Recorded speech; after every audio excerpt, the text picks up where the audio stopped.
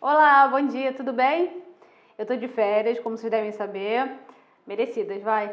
E a nossa ideia aqui hoje foi montar uma série de programas, vão ser 3 programas, sobre assuntos que a gente acha que tem relevância, que podem ajudar no dia a dia aí, no entendimento da economia, na tomada de decisão.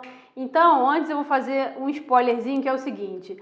Se por acaso o vídeo for muito básico para você, se você acompanha a gente mais mesmo pelas notícias durante a semana, né, de mercado e dia a dia, então eu sugiro que você recomende essa série de vídeos a alguma pessoa que esteja ainda começando a entender um pouquinho mais de mercado financeiro, que tenha dúvidas aí principalmente sobre inflação, metas de inflação, Copom, curva de juros, a diferença entre juros de curto prazo e juros de médio e longo prazo, como é que essas medidas de curto prazo, como é que o dia a dia da economia, da política impacta a curva de juros. Esses vão ser os assuntos que eu vou tratar nessa série de 3 vídeos que começa hoje. O primeiro deles sobre regime de metas de inflação, Copom e Selic.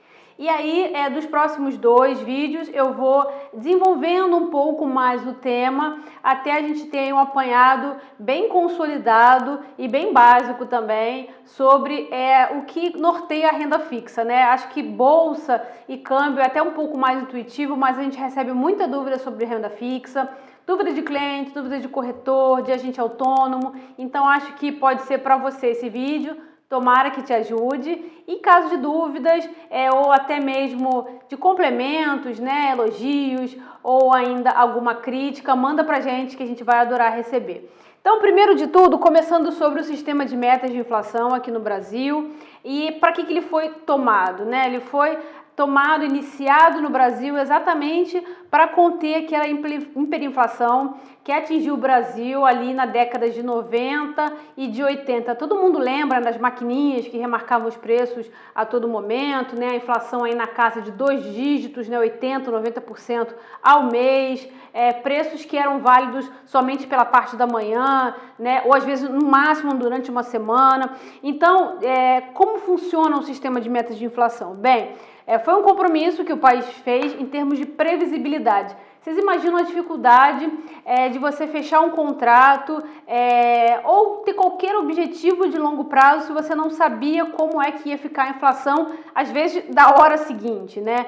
Então, para dar mais previsibilidade, o país entrou ali naquele seleto grupo de países que adotam um sistema de metas de inflação, que é basicamente o seguinte: o país se compromete a manter a sua inflação dentro de um limite, né? E esse limite ele é composto pelo centro da meta de inflação, por exemplo, 2020 agora a meta é de 4%, e pisos inferiores e superiores, que a gente chama de bandas também, de 1,5% para baixo agora em 2020 e 1,5% para cima. Então isso quer dizer que a nossa meta de inflação central desse ano de 2020 é 4%, mas se ela ficar entre 2,5%, que é 1,5% para baixo, ou 5,5%, que é 1,5% para cima, o Banco Central também cumpriu a inflação, ou seja, ela pode flutuar no intervalo entre 2,5% e 5,5% para o ano de 2020. Então o que acontece? A cada ano é definida a meta de inflação daquele ano, o índice de inflação é o IPCA, e o Banco Central tem que perseguir esse objetivo, essa inflação.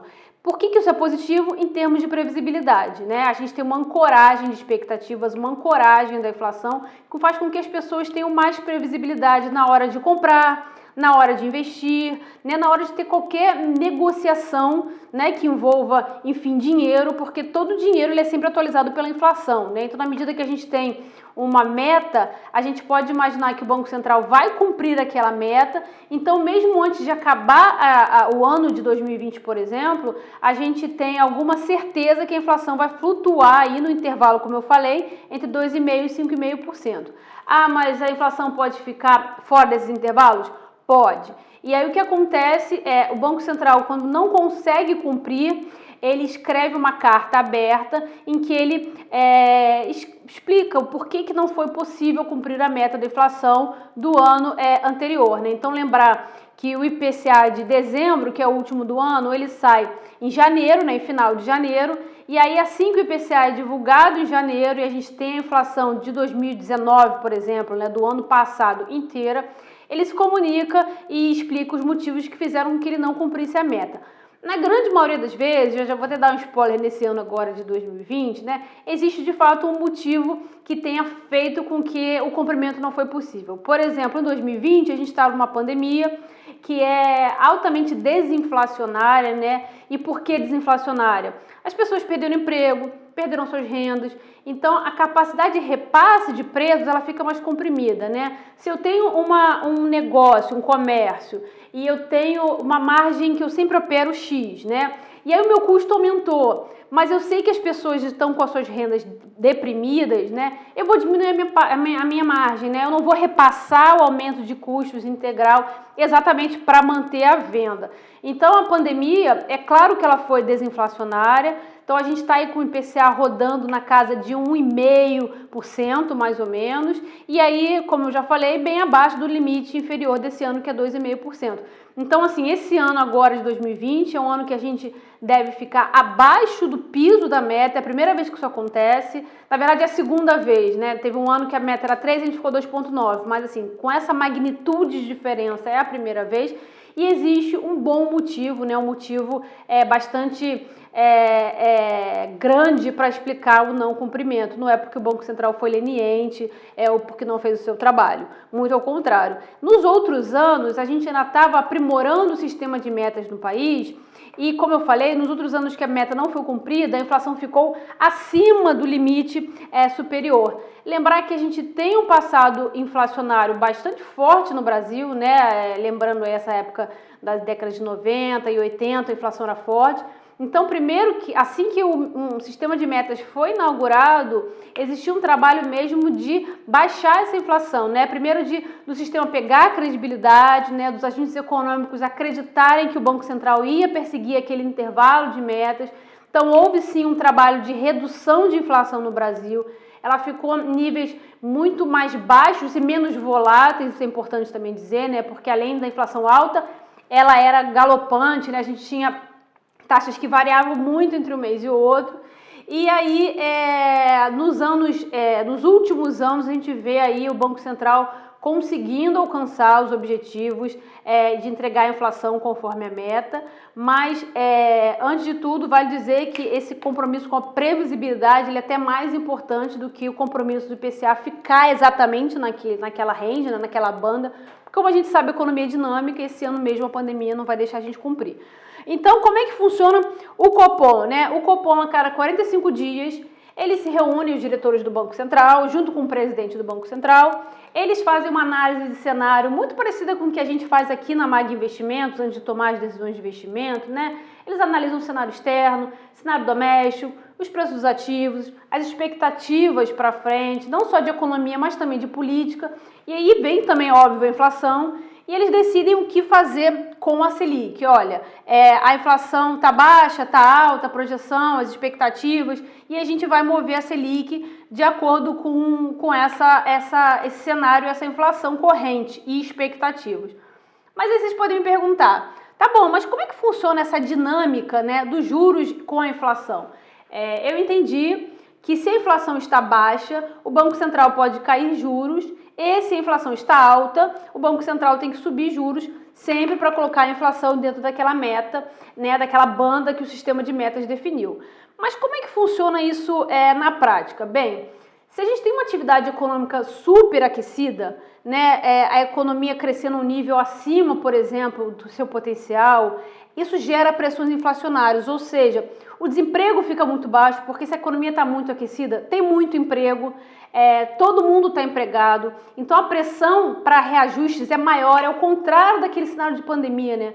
Tem pressão por salário, olha, o desemprego está muito baixo, ou seja, faltam vagas para tantas pessoas, as pessoas começam, os empregados, a barganhar maiores salários, isso tudo faz com que o nível de preços suba naturalmente, né? Existem muitas pessoas empregadas, com a economia aquecida, com o desemprego baixo, um aumento generalizado de salários, então o custo dos insumos também sobe e o nível de preços. O contrário também é verdade. Então, por exemplo, se a gente está, como hoje, né, numa expectativa aí de desemprego que ainda vai piorar, porque as pessoas, medindo a taxa de desemprego da maneira que ela é feita hoje, né, pelo IBGE, a gente sabe que tem ali uma subnotificação, porque a taxa de desemprego hoje é o número de pessoas, né, desocupadas sobre o número de pessoas procurando emprego. E muita gente não está procurando emprego porque está em casa, em isolamento social, ou porque acha que não vai conseguir. Então a taxa vai piorar. À medida que a abertura econômica melhorar e abrir, as pessoas vão procurar emprego e assim elas vão, de fato, não encontrar, né, porque as vagas foram cortadas e a taxa de desemprego vai subir. Então nesse ambiente, o que acontece? Acontece aquele inverso, a pressão para repasse de preços é menor, a economia está desaquecida, tem muitos desempregados, então a inflação cai. E os juros nisso tudo, né? Bem, na medida que o Banco Central, por exemplo, aumenta juros, ele aumenta o custo dos empréstimos, do crédito, do funding. Então, por exemplo, se você está ali pensando em consumir ou em investir e a taxa de juros é alta, você concorda que o seu incentivo a consumir cai? Olha, com essa taxa de juros eu vou preferir investir, ou eu vou preferir poupar, enfim, eu não vou consumir. Até porque o meu parcelamento, o meu crédito, né, a maneira que eu vou, por exemplo, consumir aquele bem que eu estou pensando em consumir, ela vai estar impactada com uma taxa de juros mais elevada. Então é assim que funciona. Quando a inflação está alta e o Banco Central quer reduzir a inflação, ele aumenta juros, para que essa taxa de juros mais elevada ela seja desinteressante para o consumo. E o contrário também é verdade, né? Então, por exemplo, no estágio atual, se a gente está vendo as pessoas aí tímidas para consumir, né, receosas por causa da pandemia, né, com medo do amanhã, e a taxa de juros está muito baixa, e hoje a Selic está em 2%, isso pode ser ali um atrativo para elas consumirem. Por exemplo, todos os jornais têm falado em crescimento no setor de construção civil. E vocês podem pensar, caramba, como é que as pessoas estão pensando em imóveis, né? Ou então em melhora das suas casas, uma decisão assim de investimento que é grande, né? Um valor agregado alto. Em plena pandemia, elas não estão incertas com o emprego delas, mas ao mesmo tempo a gente está numa situação atual, uma conjuntura para o mercado imobiliário melhor possível, porque as pessoas podem parcelar, por exemplo, o seu imóvel em anos com uma taxa Selic muito baixa, uma taxa de juros mais baixa da história, mais baixa que até agora já se teve notícia. E aí quem pode, por exemplo, com certeza com medo, né, porque é uma pandemia que a gente nunca viu nesse país, mas quem pode está tomando decisão de investimento em prol de aproveitar essa oportunidade exatamente porque a taxa de juros está baixa.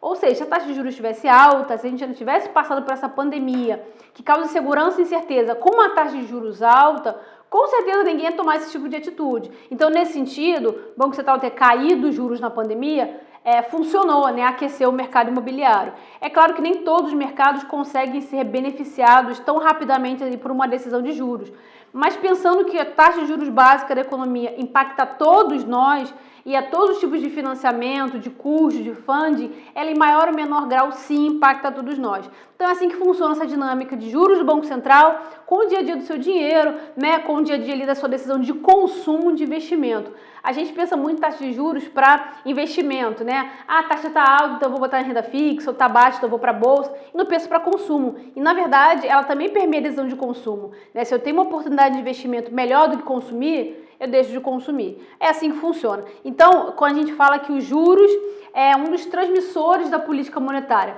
o Banco Central, através do Copom, tem uma decisão de política monetária e seu instrumento é através dos juros da taxa Selic. Então, vamos passar por alguns exemplos que acho que falam melhor assim e vão ajudar a fechar direitinho essa ideia que eu estou tentando passar aqui. Primeiro, na alta dos juros que o Banco Central promoveu em 2013. Como é que era o cenário na época, né? A meta de inflação, eu estou pegando uma colinha aqui porque de cabeça é difícil, né? Mas a meta de inflação no ano era de 4,5%, a banda era 2%, ou seja, a inflação podia ficar 2 abaixo ou 2 acima de 4,5%, então 2,5% ou 6,5%. E em abril daquele ano, ou seja, no início do ano, o IPCA em 12 meses já estava em 6,5%, ou seja, no começo do ano, o IPCA já estava ali muito próximo ao teto da meta. O que o Banco Central fez? Ele começou a subir juros, os juros estavam em 7,25%, e no final do ano, a Selic, até o final do ano, né, em várias subidas, a Selic chegou a 10%, e a inflação fechou o ano em 5,9%. Então, vejam bem, toda a dinâmica levava a crer que a inflação ia ficar acima da meta naquele ano. O Banco Central prontamente subiu os juros e a inflação acabou fechando aí em 5,9%, até um pouquinho abaixo do teto superior, que é 6,5%. Aqui só vale um destaque que esse trabalho do Banco Central, nessa dinâmica dos juros que o Banco Central toma a decisão ali na Selic e batendo na inflação, isso pode demorar ali um intervalo que o mercado acredita entre 6 e 9 meses. Então, nesse caso, como no próprio início de ano o Banco Central já se atentou que a inflação estava mais alta e tomou uma decisão, deu para corrigir no próprio ano e entregar uma inflação dentro da meta. Mas várias vezes, por exemplo, atualmente, os juros que o Banco Central cai hoje, né, em agosto, setembro, ou sobe, se fosse o caso, só ia impactar a inflação do ano seguinte. E aí o sistema de metas ele opera por ano calendário, né, então é importante a inflação no final do ano, mas em alguns países o importante é a inflação a qualquer tempo estar dentro dessa meta pré-estabelecida. E um outro exemplo agora de queda de juros, né? Em 2017, a meta de inflação também era 4,5%, só que em banda de 1,5%, ou seja, a inflação podia ficar em 3% no piso inferior e 6% no piso superior. O IPCA e juros vinham em trajetória de queda já desde 2016, final de 2016. O Banco Central começou a cair a Selic de 13% para 7% e a inflação fechou em 2,90%. Esse é outro caso em que o IPCA ficou abaixo do piso, né? Como eu estou falando aqui, o piso é 3, ficou em 2,9, não cumpriu, foi bem pouquinho. Esse ano 2020 a gente acha que vai não cumprir por muito mais. Então é só para vocês entenderem aí como é que funciona a dinâmica nesses dois exemplos, de inflação alta em que o Banco Central subiu os juros e de inflação baixa em que ele cai os juros. E o próximo vídeo, o que a gente vai tratar, né? Bem, alguns bancos centrais têm metas duais. Aqui o nosso Banco Central brasileiro, como a gente falou, tem uma meta de perseguir a inflação. Mas alguns bancos centrais, eles perseguem objetivos duplos, por exemplo, inflação e emprego. Ou seja, ele tem que manter ali não só a inflação dentro da meta, mas também uma taxa para desemprego. Não é o nosso caso, como eu falei, né, mas fica um pouco mais difícil, né? Você imagina fazer essa calibragem em duas variáveis. Ou seja, como é que seria isso aqui dentro, né? Como é que a gente faz no Brasil, em que já é difícil, né? A gente sabe do nosso passado inflacionário, a gente manter ali e calibrar juros para lidar só com a inflação. Aí vocês também podem me perguntar, poxa, mas a gente está falando aí de coronavírus e Banco Central sendo estimulado a cair juros por conta de atividade, mas a meta dele não é inflação? A gente vai ver isso no próximo vídeo, que quando a inflação possibilita, mesmo para a gente aqui no Brasil que não tem uma meta dual, o Banco Central, né, pode operar a Selic para mirar aí em outras variáveis como emprego e atividade econômica. Na próxima semana, na sexta-feira que vem, eu espero por vocês. Tchau, tchau!